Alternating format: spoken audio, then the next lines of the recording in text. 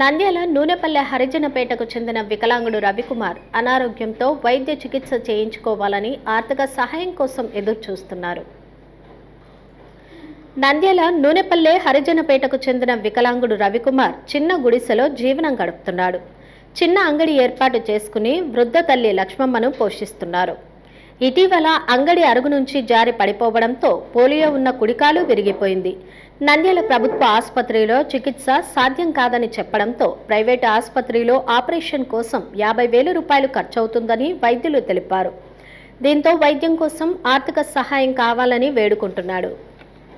ఈయన పేరు వచ్చేసి రవికుమారు. ఇతను నంద్యాల అర్జనపేటలో నివసిస్తూ ఉంటాడు. ఇతను చిన్నప్పటి నుంచి పోలియో వ్యాధితో బాధపడుతున్నారు. ఇతనికి 2 కాళ్ళు పని చేయవండి. ఇతను ఒక చిన్న అంగడి అండి. ఈ అంగట్లోనే అక్కడ అంగట్లోనే ఉంటారు. మళ్ళీ నివాసం కూడా ఇదే. నైట్ ఇక్కడ కూడా పండుకుంటారు. కానీ ప్రమాదవశాత్తు ఈ అంగట్లో ఉన్నప్పుడు ఈ అరుగు మీద నుంచి కింద పడ్డారండి. కింద పడడంతో ఇతను మోకాలు దగ్గర కాలు విరిగింది. మోకాలు ఇక్కడ 2 చీల్లాయి అని చెప్పారు డాక్టర్లు. కావున ఈ ప్రైవేట్ హాస్పిటల్కి వెళ్ళారు. అక్కడ ఆపరేషన్ చేయాలని చెప్పారు. ఒక 50,000 రూపాయలు ఖర్చు వస్తుందని డాక్టర్లు తెలియజేశారు.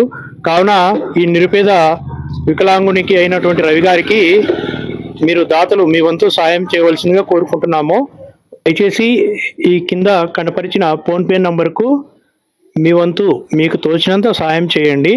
అది 1 రూపాయిని కావచ్చు, 2 రూపాయలు కావచ్చు, 100 కావచ్చు, 200 కావచ్చు, మీకు ఎంత తోచినంత మీకు సాయం చేయండి. ఒక 50,000 రూపాయలు అయితే అతని కాలు ఆపరేషన్ జరిగి నయమవుతుంది. మళ్ళీ తిరిగి అతను అక్కడ కిరాణా కొట్టు పెట్టుకుంటాడు. కిరాణా పెట్టుకొని తన ఉపాధిని మళ్ళీ నడుపుకుంటూ ఉంటారు. వాళ్ళ అమ్మ కూడా పాపం ఆమె వృద్ధురాలు, చాలా ఎక్కడికి వెళ్ళి పని చేయలేని పరిస్థితులు వాళ్ళు. దయచేసి అందరూ సాయం చేయవలసిందిగా కోరుకుంటున్నాము.